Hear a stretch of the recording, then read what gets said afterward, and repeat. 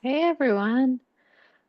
So excited to have everyone joining us. I will give like a quick intro, walk through what we're going to talk about, and then we'll dive into some of the topics.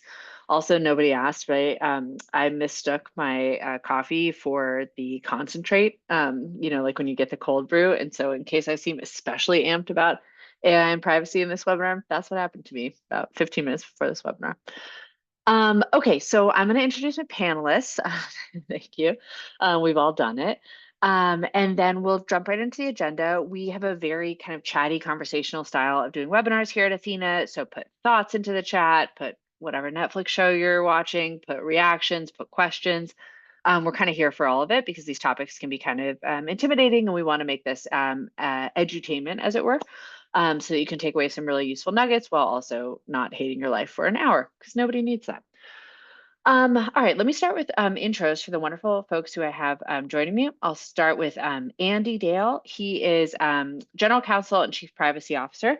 He's joining us from somewhere in Boston or in the surrounding area. Andy, can you give us one professional and one fun personal, sort of thing to let us get to know you a little bit?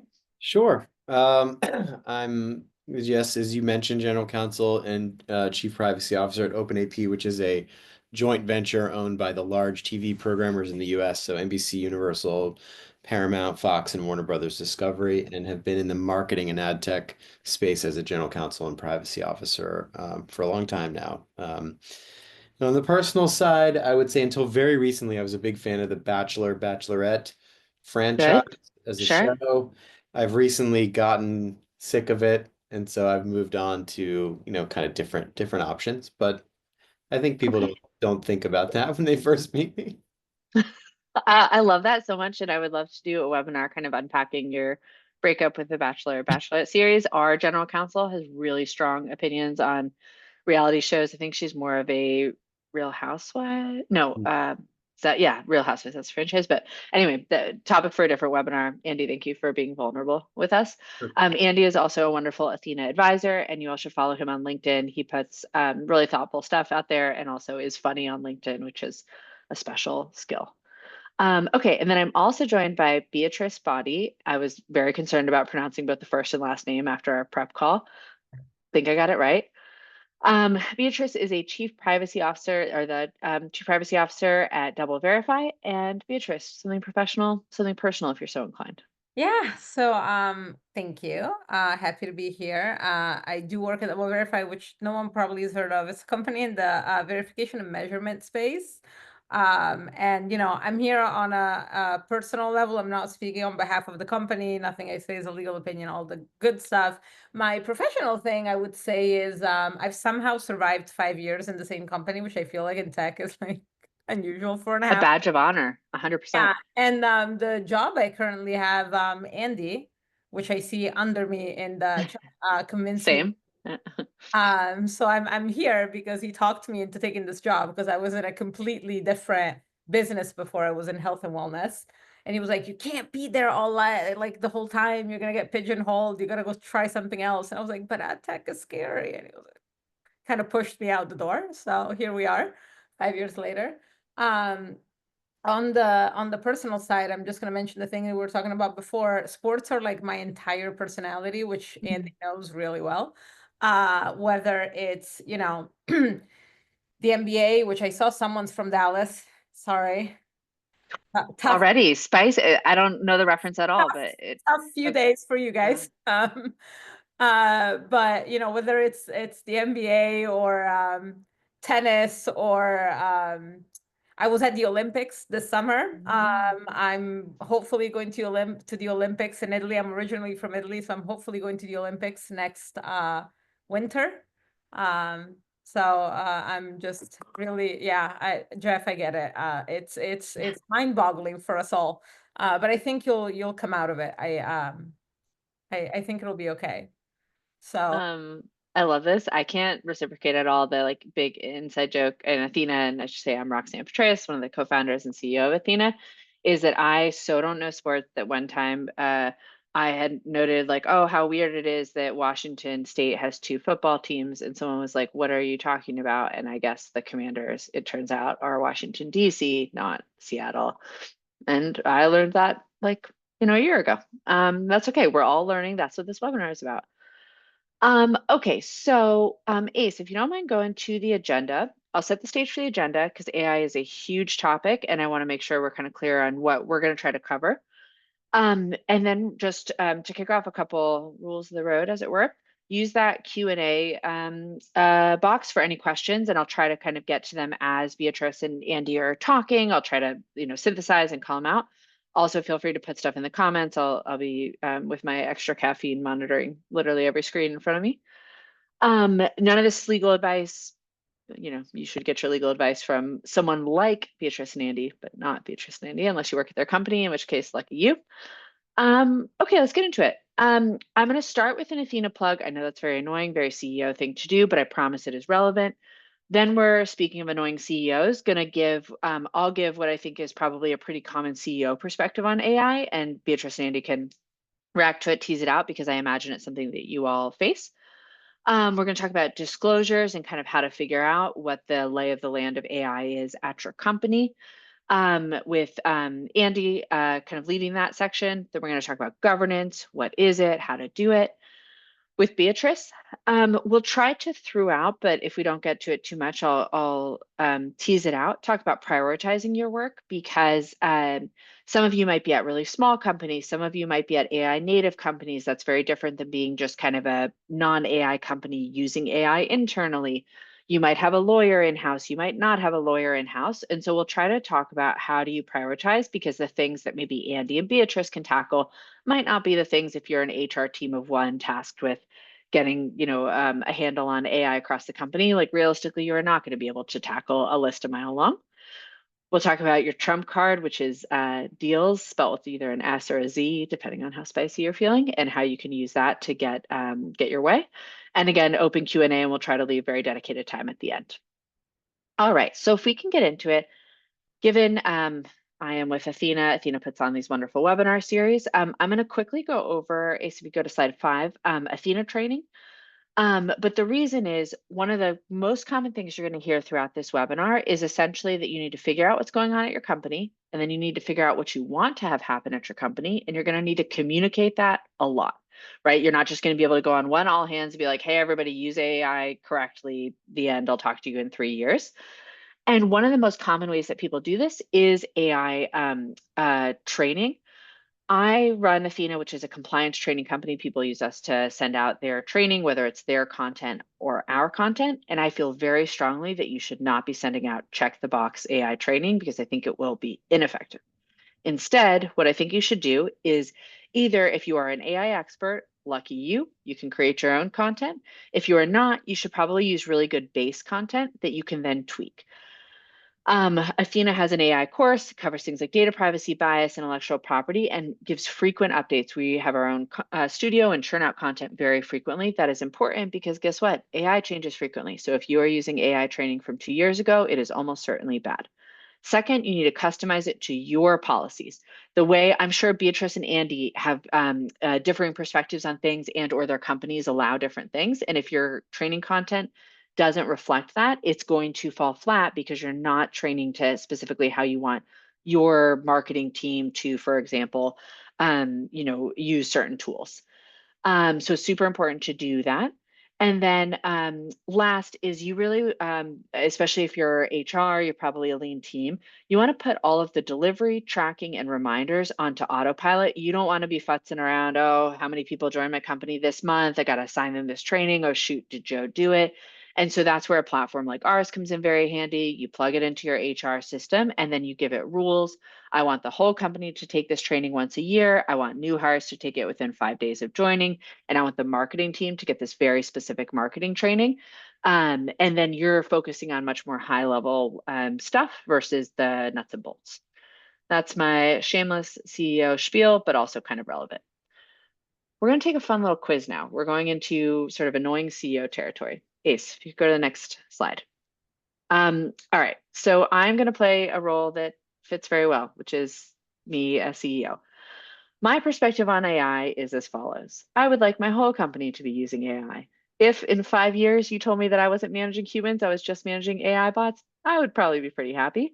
Whenever anyone comes to me saying we need to make a hire, my first answer is, are you sure AI can't do that? I'm basically pushing AI all the time. Please use it all the time. I want more of it. The end. Okay, 1 to 5, just put into the comments. I will not call on anybody. Do I sound like your CEO? 5 being I sound exactly like your CEO. 1 meaning being like nothing like it, because I'm kind of curious to see, what mix we have. I love this. I feel like I'm always surprised by like where people land. I see some, and I would guess, but feel free to add into the comments. Tech companies in particular might have this sort of lens, but I could be wrong there. I'm seeing some that's like ones like we're not really being pushed to use AI. Would love to just as a I'll start calling on Andy and Beatrice for input, but people put into the chat like what do you think's driving that? Because I'm definitely hearing a lot of chatter in founder communities that it's almost a race. Who can be using the most AI? Who could have automated the most outreach? Things like that. So we'd love to just unpack a little more. But thank you everybody for playing along with this sort of quiz. All right. So the first question I'm going to be giving to maybe Andy to kick us off is how do you advise folks in a non-legal capacity to get a lay of the land of what AI usage is like in their companies? Thanks. I think in a lot of companies, I think a good starting point is engineering. And so going and having a good conversation with the engineering team leaders and asking them, what do they think about it? I mean, I think first touch needs to be on the technical side of your business. Yes, there are use cases for everybody in the business to use ChatGPT or whatever they may want to use for their own kind of work streams or personal use or whatever. But I think in companies, that's where I found the most value. I went and spent a lot of time with our CTO, and I was like, how do you see it? How do you see this evolving? How do you see it fitting into our work? How do you see it personally? Like, I just got a lot of insight there. And then I sort of went from there. What tools are the engineering team going to need right now in order to at least keep up, right? And at least be um, in the sort of race and fitting at least part of what you were mentioning from the CEO seat is going to be asked of that CTO. Certainly those questions Mm. are going to come up. And so I think I got a lot of mileage out of that. And then we started really working on, all right, what does that mean for us? What does it mean to leverage Copilot for our business? Okay, what does that mean to think about how we would use ChatGPT on the engineering side, or how we would license, certain models to use either internally or in a product? And if we did, what would that look like? I love that. One quick follow-up, and then Beatrice would love your perspective. Is kind of after the engineering team, did you find there was one particular department that you spent the most time with, like after that? After engineering, I think, well, frankly, it was the CEO.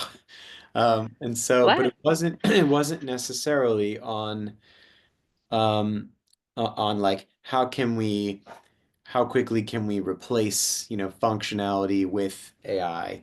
It was more like, how can we leverage AI in the business, and that could be not necessarily just technology. How do we, how can we use it on a day-to-day basis to make things better? And what is a safe way to do that? That makes sense. And I think it's a good point that the underlying desire, to the extent that you're a CEO or your leadership team is really interested in AI, I think what I'm seeing is the biggest interest is like, how can we give people superpowers right now? And how can we cut back on really kind of rote manual stuff that no one really likes to do anyway, but is key to the business? Support tickets like being an area that comes up pretty frequently. Yeah, I have a personal a personal sort of outlook on the AI race and space, and think that like there's all this talk, especially in legal privacy compliance side of the house, that AI is going to replace lawyers or Mm. replace certain, maybe it's customer service, right? AI is going to replace these things completely. And in the legal area, one sort of easily salient example is like large document review in a huge, sort of litigation. It's traditionally just staffed by numbers of lawyers and law firms. I think AI tools in theory could be used to completely replace that and remove the lawyer completely. But I actually think what really is more relevant and more expansive and scalable in outside of legal is whoever is using the tools best will win. And that Mm, involves yeah. humans manipulating the tools to use them best. So you might have fewer lawyers working on that, but they're going to be way more efficient if they're using AI tools and they're getting to their results faster and they're finding the relevant needle in the haystack faster. That's an example that goes beyond legal. That's anything you're doing in the business. If you have a large amount of information to call through, which I certainly think most people do at some point, it's Yeah. useful to get up to speed and use those tools effectively. I'm married to a lawyer, so I'm hoping he doesn't fully get replaced for what it's what it's worth, my dog in the fight. But do you recommend that folks ask if they're using an outside law firm, for example, for contract review? Do you think it's smart to ask them, hey, how are you leveraging AI? Like, have you found those conversations to be fruitful, Beatrice or Andy?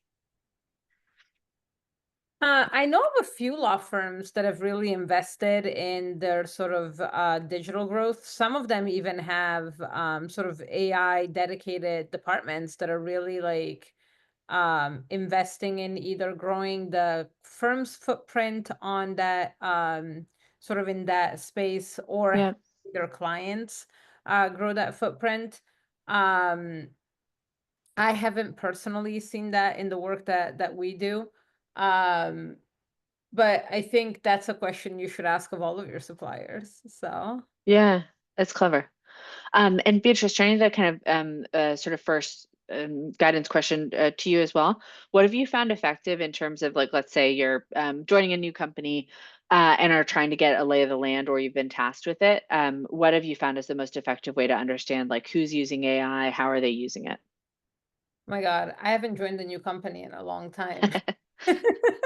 So Seems like you're happy, stay there, but just hypothetically, should someone be in that position? hypothetically, I think the most interesting thing about sort of the AI challenge in the last couple of years is not so much asking people how they're leveraging AI, but it's sort of like the hidden AI factor of a lot of these like vendors that you've been Mm, using for a long time that are now bringing AI features or aspects within their functionality. yeah. You may not have vetted before. So I actually, I think most departments are fairly forthcoming about their AI use, especially if you're not, coming on it, with the intent to come down on it and say you're no longer going to be able to do A, B, or C, but mostly just trying to figure out exactly how to enable it in a compliant and organized way. But what I have found is that I think many just don't have a real complete understanding of how their supply chain is using AI. Um, we started seeing it last year with subprocessor updates that you get via email saying, "Oh, we've added OpenAI," and when you get subprocessor updates, they're usually not particularly detailed. So Mm, when you get a subprocessor update and the update is, oh, we've added AWS, you're like, all right, well, that makes sense.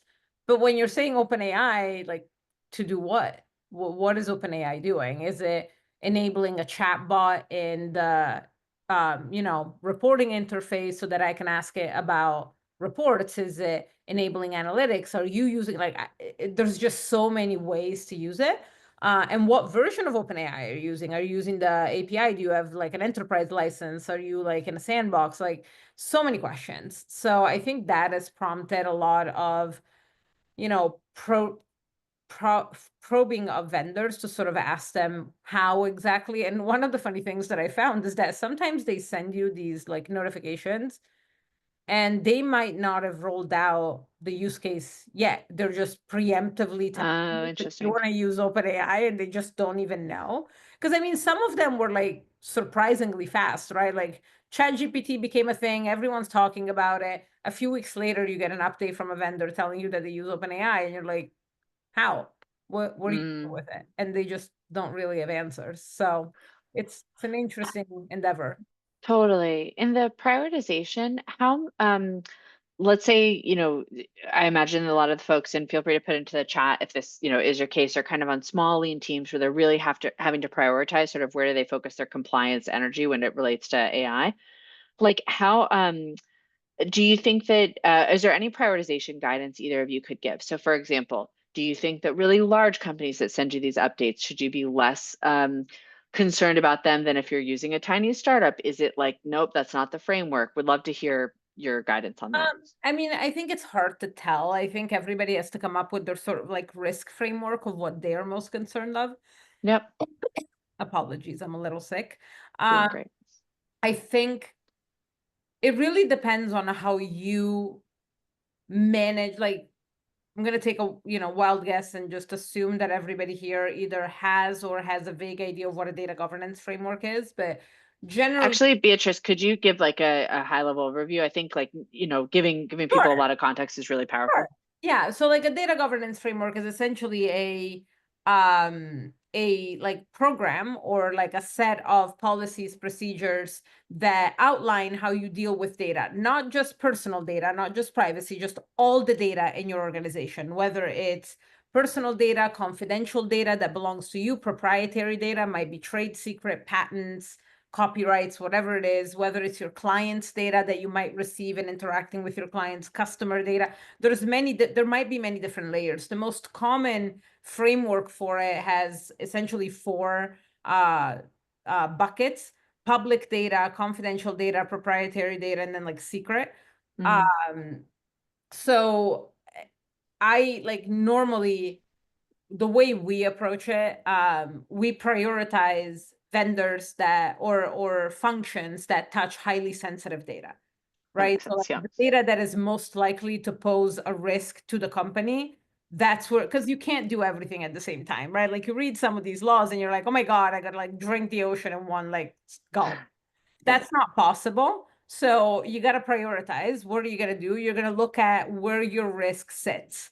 And that for me personally is usually an exercise of looking where the most sensitive data is. So like in my old job, we used to process medical records of consumers that were employees of the businesses that engaged us to provide this benefit.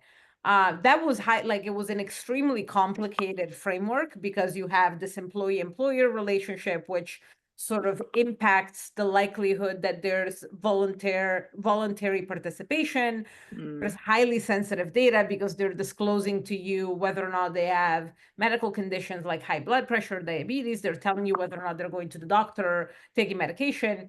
So we prioritize that first in anything that we did.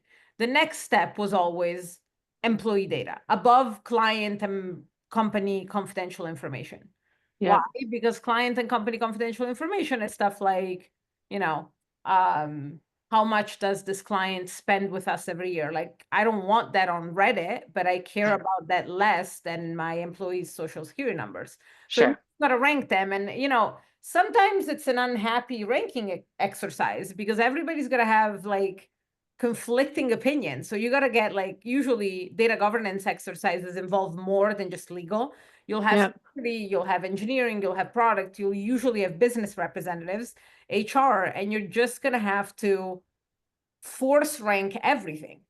Yep. If everything is urgent, the outcome is nothing gets done. That's really good guidance, especially because I imagine that it's the discussions that are actually fruitful, right? Like, because to your point, nobody wants this data out, but it's the relative prioritization, and that's so important. Maybe taking a quick detour to the comments, because I think this one's, or excuse me, the questions, this one's kind of relevant to what we're talking about.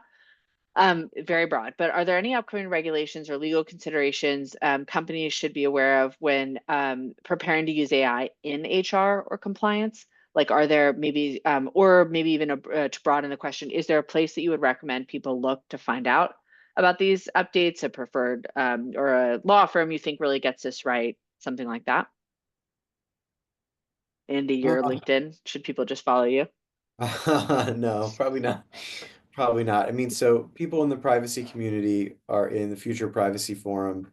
that's a focused group that has updates every week on all of the AI laws that are happening around the US, everything. And that would be on the one end, the most intense update that you could get would Yep. be joining and being a part of that group that is so heavily focused on AI, regulation, policy, law. But that's a commitment, you know, to do that. I think sort of on the sort of larger scale side of things, that's where I tend to go to see the most drilled in, you know, focused on like things that are not even law yet, things that are making their way through legislatures and states. Europe has a law. That's something people could look at if you're a global company. I think in terms of law firms, it's an interesting question. There's a race right now to be the experts in AI. I would say, depending on the size and scale of your organization, that will depend on how much legal firepower you think you need and how many thousands of dollars an hour, you know, your company thinks that's worth expending. Yeah. In terms of talent, I would call out a couple. Gibson, Dunn, and Crutcher, one of the bigger firms in the United States, uh, has two of the, you know, most experienced lawyers in the space. One who was formerly the chief privacy officer at Google, so he just went in-house there. And then they had the former CPO of Apple. So this is again on the really high end. I would say, you know, they're certainly a firm that's committed to focusing on it. But others are deeply committed as well. Um, Goodwin Procter is a place, Loeb and Loeb. I mean, there's a bunch, and we can sort of separately make a list and call that out for people if they're interested. I would also add to that I think obviously there's an emergence of like AI specific laws that require industry specific knowledge. But one of the most fundamental misconceptions around AI is that it is solely governed by AI laws. Mm. An AI that fulfills a function that was previously conducted by a human is subject to the laws that that human would have been subject to while conducting that function. So there's going to be a lot of lawyers out there that are going to be knowledgeable about topics that are apply to some of the activities that you may be carrying out that may not be your EU AI Act expert. You might need to get support on that, but there's going to be lawyers out there that you might need to talk about, well, do I have other regulatory requirements that apply to me simply by virtue of the fact that I am processing personal information and I got to comply with CCPA and GDPR? Like, it's not just a one faceted, oh, AI is this one thing and now everything else doesn't matter anymore. I think to that end, it can be useful to have a proactive conversation with your existing law firm. And it doesn't necessarily matter what area that law firm may be helping you. Somebody in that decently sized firm is focused on these issues. And so, from an IP perspective, for example, having a discussion with your patent lawyer, if you have one at a law firm, that lawyer is already focused heavily on these issues because IP, again, are sort of one of the first surface areas for this. Commercial contracting, these are areas where already lawyers are contending with these issues. So I think in addition to whatever training you might be doing, going and having that sort of offline conversation as a primer for helping create your training or what you're gonna then go train your company on, I would definitely talk to the lawyers that are sitting in firms because they see multiple different clients and a different vista than you might. That's really smart. And Beatrice, in particular, your point on essentially you said it much better, but like that the AI still has laws that apply to it. Makes me think of something I've been hearing a lot about from HR folks about concerns on bias in essentially AI powered recruiting tools, right? So like if you had a recruiter who is like, I'm only looking for male names, you would be like, oh, let's like have a conversation about that, but you might not actually understand the underlying technology under a AI powered recruiting tool because understandably these are complicated systems. However, as I understand it, your company is very much still responsible for bias that's driven by AI recruiters. Are there any other things that are similar that you can think of, like the AI recruiter example, that are sort of non-AI functions, but that very much carry a lot of risk that people might have just been overlooking, especially because we have a lot of HR folks? I mean, I don't know about overlooking, but privacy is one of the top conversations that happens around AI. I mean, like, um, especially if you're developing AI, a lot of the time the data that's being ingested involves personal information that poses not just risks, but compliance challenges that need to be addressed. Hmm. To Andy's point, there are intellectual property challenges that might need to be addressed. You know, where are you getting the data? Are you able to use the data the way you are planning to use the data that you're using? Off the top of my head, it is very contextual. I think interestingly, when you're thinking about HR, um, the automated decision-making process, like, although AI specific laws are really emerging in the last like couple years, automated decision making is a really old concept. It appeared in Mm. GDPR and appeared in laws before, and that's what it's really focused on when it comes to using tools that just make decisions that have real impacts on fundamental rights of individuals, legal rights, access to, food stamps, housing, imagine, worst case scenario.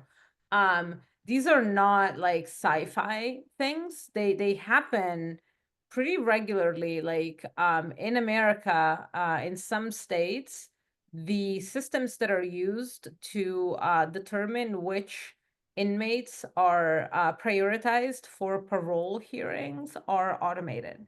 Hmm. So there's real bias concerns tied to the fact that we're using systems that really impact how people are able to live their lives, and it's something that has been going on for a long time. Like we say all the time, AI wasn't invented when ChatGPT became prevalent.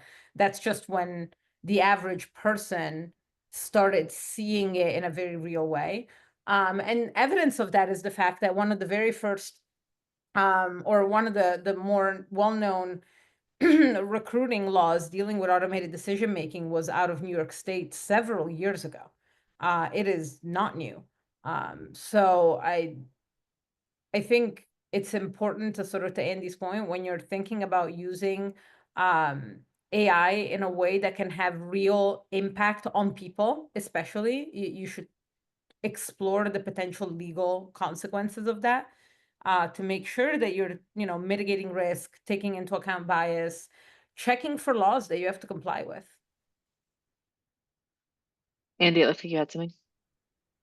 No, not necessarily. I mean, I think Mm. I agree with all of that.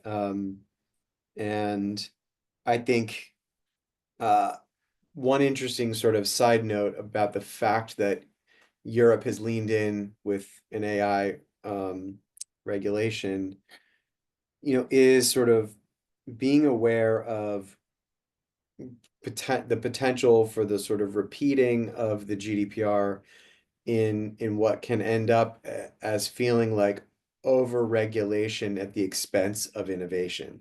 And that isn't necessarily just happening in Europe, but it does. There's all of the you see a push by the CEOs of large tech companies pushing back on Europe in this way because they fear that if Europe leans in really hard on regulation, that could follow suit in the United States and that could slow us down. Mm.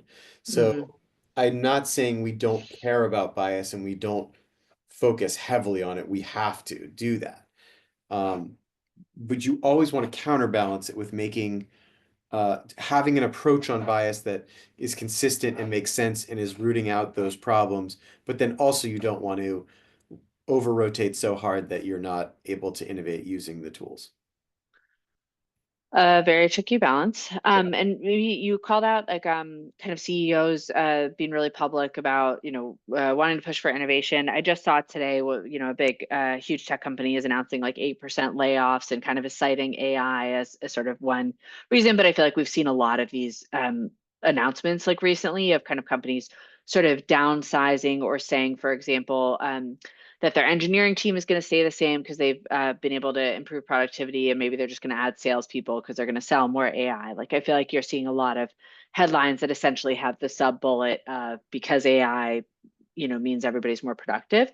And understandably, I think this is causing a lot of anxiety. One of the good questions put through the Q&A is like, how do you advise companies internally to talk about AI as it relates to their future staffing? For example, like I could see one direction being like you say nothing, another being like really, I think Klarna, I'll check this and we can put it in an email follow-up, but has sort of said like, hey, we're basically going to not be hiring as much and we're going to have everyone, use AI. And our dream state is that we have fewer people and pay everyone more. And I think they've been, please don't hold me to it. I'll check that it was Klarna, but it was some companies being really public about this. And I thought that was an interesting amount of transparency. Do you guys have perspectives on how you think companies, especially HR, should talk about how AI impacts their staffing? Salesforce has been outspoken too, I think, Yeah, in great this point. space.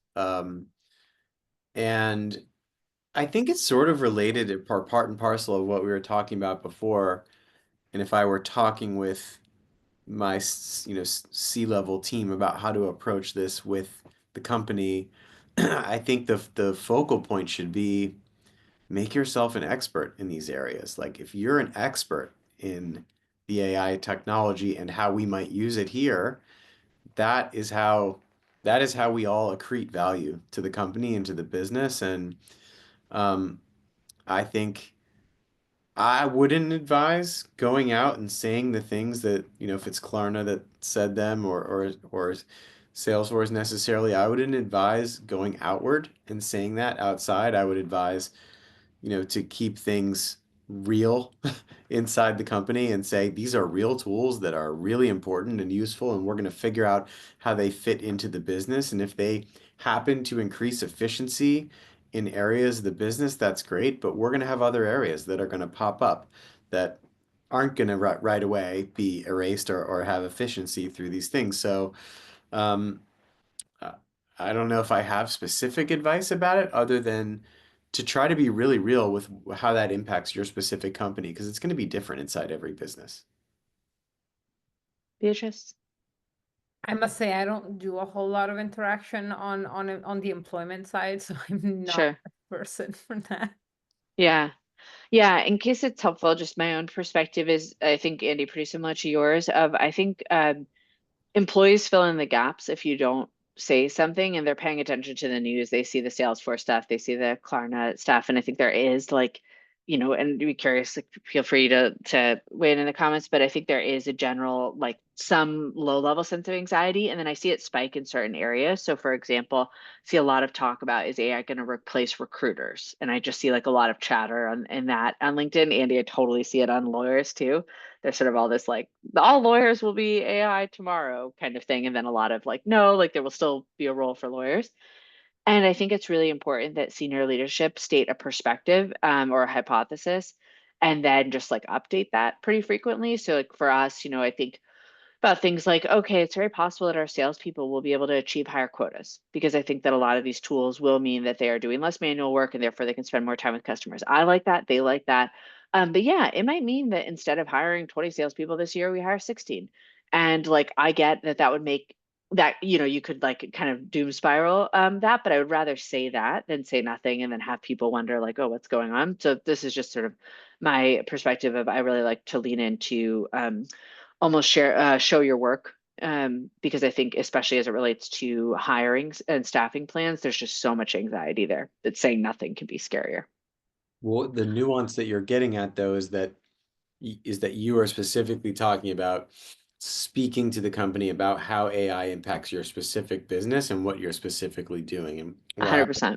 where I would have criticism with, what Salesforce is saying, for example, is like, we're just not going to hire that many engineers. Like that's kind of a blanket statement, Mm. doesn't really have any impact other than to make people either excited or fearful. So I think it's just not enough nuance. I think that's fair. And I think that the maybe other thing I layer onto it is very much what you've said is like a real encouragement for people to be experimental with AI tools. And I'd love both of your advice on this. So something I really push is like, I would love to see people experiment. We had this, I can't get into the details, but this project that was going to take a human, a comical amount of time to do, very manual. And then my VP of marketing and I debate who found the answer, but I say it was me, that an AI tool could do it. It could do it instantly. You're like, this is magical. But of course, sometimes people are going to experiment with AI and they're going to have little oopses or bigger oopses. And I think it's really important when you if you're encouraging experimentation, to recognize that like some experiments will fail, and failure might just mean, hey, I tried out something and it didn't work. But a failure can occasionally mean, we talked, about this very public example of like what happened at Samsung. I don't know if Andy, you're able to give a quick TLDR of that, just so folks are aware of it. No, I if you're think not, but Beatrice knows more about that than me. I don't I don't know much about what happened with those guys, but I think, as I understand it from just being a layperson reading the news, that like multiple people at Samsung put in some sort of like confidential information. So it was like oh, internal company build type things, and it was into a non-enterprise AI license. And it was essentially made public in the way that if you put Coca-Cola's recipe into yeah. AI, suddenly people were like, there's the recipe. Like, Well, weird, I that's where I found was going it. to go. That's where I was going to go with, Please. in response to your comment, which was prepping. When you start to think about training and you think about governance in the company, you want to encourage experimentation. There's some simple rules of the road. Don't put customer data in. There's like those are the simple things to lay out. But then here's how you can experiment. You can experiment with a bunch of things, dummy data. There are ways you can do it. If you're going to be doing X, Y, Z thing, we need an enterprise license. We just had that conversation with our company. We have an internal product that was going to be used by our users, but there are thoughts that that could be an external facing thing. So we're getting the enterprise license just in case for our company to use, so that there's no training happening, and that flows through our contracts. We're getting those requests in our contracts with our customers. That's not something we've covered yet, but that is going to come up in nearly every contract, kind of on both sides. Yeah, I mean, from our perspective, we want people to experiment. We just want them to do it in a safe environment. So that's where communication comes in, and, making sure that they feel like we're not just going to shut down every request. Sometimes we tell them something like, look, we already have an alternative to this product. We don't think we need another one. But other times we say, okay, well, here's the sandbox. We're going to put you up here and you can try X, Y, and Z here. And then if it has positive applications and we think that it's good, then we can try a bigger test. And then if this is going to be successful, we can talk about enterprise applications. I think generally one of the first and most important things that we tried to train our teams on was, when ChatGPT exploded now almost 2 years ago, we saw an abundance of free tools appear. That's not the place to put company confidential information. Or actually, in our internal policies and our trainings, we talk to people about the importance to be thoughtful about putting your own personal information when you're using the tools for your own personal use. Like, just Yep. think about it, because you don't know where this data is going. Like when DeepSeek exploded last week, we sent out a Slack message to everyone. We're like, no use for company purposes, but also if you do use it for personal purposes, think about it, because depending on what you're writing in it, this is a company that says plain and simple in their terms and conditions that they are going to take everything. So just be thoughtful. I like, as both of you are kind of speaking, I'm thinking this is exactly what I think a really effective internal company training on AI would cover, right? So it's sort of like your risk framework. Here are sort of ways that you can safely experiment. We encourage experimentation, but here's what that looks like. Here are the different types of data we think about. Here's who to go to for questions. Here's who to go to for enterprise licenses. Try to, get a handle on that like shadow IT sort of situation. And then the last thing I think a lot about is don't I always advise companies like don't act like don't think that something might go wrong. Like plan for something going wrong. Someone is going to put data that they weren't supposed to at some point in your company's existence somewhere they weren't supposed to. And then what is your like remediation plan? How do you want to make sure that they feel like they can come forward and tell you? And what are you going to do? And almost just like play out the full scenario versus sort of like hoping that all your safeguards work perfectly and this situation never happens. Do you guys have advice for like what someone almost sort of receiving a hey, like I wasn't paying attention and I put something into a tool, maybe Beatrice, it's your example of I put stuff into a free tool, and like basically someone is sort of proactively coming forward within the company and saying like I might have made an oops. How would you advise HR folks to kind of handle that type of situation? Um, I mean, the reality is that a lot of the time when stuff like that happens, like there's really no recourse with those companies. Like we're not going to be able, and this is one of the trickiest things about these AI models. When the data goes into those like sort of black hole data sets that they use, like there's no taking it out. So that can be a pretty tricky situation. So hopefully it doesn't happen. I think, the reality is people make mistakes. Our policy is to retrain when people make mistakes. And then if the mistakes are repeated, the policy is there will be escalating consequences. And at some point, the repeated mistakes and start to feel intentional. So I don't know, There's Andy. a difference. Yeah. I think there's a difference between a mistake, which happened, and a data breach. Mm, So I think, if I'm in the HR seat and someone puts data, customer data, or sensitive information of any kind into a service like that, I'm immediately partnering up with legal just to determine like, did something happen? Was it a mistake? Or did they inadvertently create a lot of risk for the company based on a contract? You may have a contractual obligation that violates immediately. You may have, that may trigger unwittingly some sort of data breach scenario, which, you might have to disclose to somebody, right? And that's sure. not necessarily like, um, it, it, it isn't in every case, massive data breach, massive problem, but it is like no one wants to call the customer and tell them that. Yeah. I've been on those, those calls. That's the least fun call there is. That's a really good, not the most optimistic, but a really good like point on how important this is, and it kind of relates to the last agenda item we had. So we'll go over that, and then maybe what I'll do is kind of a quick fire round. We've got some really good questions that I imagine you both can get through. But maybe the last point that we had is that if it is unlikely, but let's say you have a leadership team that's sort of like, hey, do we really need to tackle AI governance and compliance? This just doesn't seem like our biggest priority.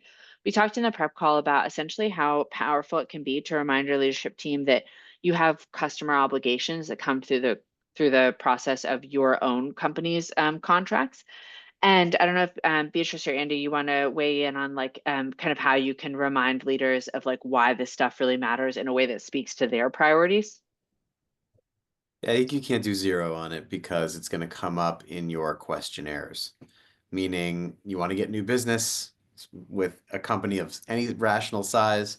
You're going to get questionnaires. They're going to be security based. They're going to be data focused. They're going to have AI questions. Like, so you can't, like, to me, Roxanne, like, that's how you say, how you combat that. Like, we can't do zero, and we can limit what we do Yeah. if we think that it doesn't really impact our business so much. But every inbound questionnaire is going to have something about this. You want to go close deals. Every fundraise you do. I mean, maybe it depends on the type of Yeah. company. I think I would focus on where it's going to be a gate to revenue, which is always the important item. And I not so much in this role because it's just a different world, but in my old role, because of the very odd intersection of worlds that I was in, we used to get questions that really honestly were not relevant to us at all. And after a while, I got to a point where my philosophy was like, I'm going to write a policy that says that this is how we would comply with doing X, Y, and Z, even though we don't do it. don't do it, so this is not a problem. But if they ask me if I have a policy, I can say that I have a policy. It became the path of least resistance with Yeah. verifies, because it was exhausting, right? Because then we were like, do you have this policy? No. Why don't you have this policy? Because I don't do X. Well, can you prove that you don't do X? And you're like, well, proving a negative is actually Yeah. so and it's not rational, right? Because these poor people in procurement are getting these questionnaires from someone in legal, bless them, since I'm in legal, who are telling, like, it's not like there isn't a whole lot of thinking that's happening through those steps. Like, people are just trying to get through the week the same way myself, Roxanne, Andy, we're all trying to get through the week. So like sometimes it's just like, okay, so we don't use a whole lot of AI. We only use a little bit of it. Let's just have a document that outlines how we use AI. Let's just write one. Let's make sure we comply with it, because the worst case scenario for a company is to have a policy that you don't comply with. Sure. Yeah. Let's just write something, have something, so that when I'm asked, do you have a policy on AI? Yes, I do, actually. Thank you for asking. And then just move on, right? As opposed to just fighting it, because I just don't think fighting it is going to be an effective strategy moving forward. I have sat in many of those sort of endless loops of like, why are we talking about a thing that is not relevant? And yet here we are.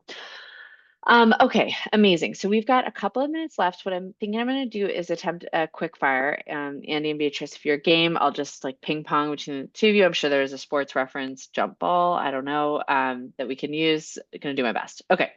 Is there a particular AI governance that you tend to lean toward? My recommendation would be to look at ISO 42001. That's going to be where a lot of people lean towards. Can buy it online for like $150. You don't have to do the audit. You can just look to the requirements and try to meet some of them. There's also NIST guidelines. ISO is just very popular globally. So you can, start working towards something like that. Love that. And we'll put into the email links to like these relevant things. Andy, sorry. You may get a mix of, there may be a mix of answers, but I do think it's not crazy to ask your SOC 2 team Yep. what do we think is relevant here? That could be something that where they at least come back with something. It could be a mix of answers of what you get, but that could be a starting point. They may say ISO, they may say NIST, they may say something different. And I will say, like, what might end up happening is that they follow NIST guidelines on the security side, so they tell you NIST because it's going to be similar, or they do ISO guidelines on the security side, so they tell you ISO. So if you already have a risk framework implemented, it's going to be easier to use the same brand because it'll follow the same standards. Do you guys appreciate the jokes? Like if you ask two lawyers, you get three answers, that sort of thing. I always like this. That's All right. that's a very gentle lawyer joke But compared to others. I'll be here until 3. Okay, so thank you for the last people. I live for validation of my really bad dad joke humor. Okay, what are some good training programs or resources that train and develop staff on the use of AI? Andy, maybe starting with you this time. Well, I mean, we worked on the Thenas together, so there. I mean, and I think the general thing that I appreciate about Athena is the approach is very approachable and simple and modular and moldable and unstuffy. So that's a kind of person I am. However, if you're in a bigger company, or something, your company culture might require a more detailed approach. They can do that too with you because it's modular, but also you may need to seek additional um, thought partners on that kind of thing. So I think if people want to get certified, the IAPP has an AI certification. Beatrice teaches some of those classes about like AI governance. The right person in your organization could lean in and be the AI governance person that is kind of starting to think about those things. And those training programs are inexpensive and available to anybody. And so there's also a platform called GCAI where they talk about prompting, how to do prompts for legal on the legal side and compliance side. There's training there. So Those are a few things that come to mind.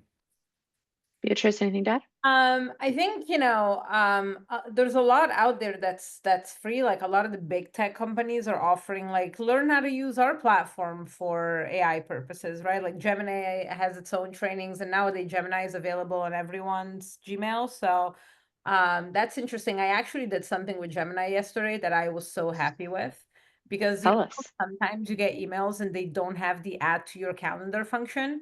But with Mm. Gemini, you can ask it to add it to your calendar, and it did. And I honestly felt a joy that I hadn't felt in a very long time.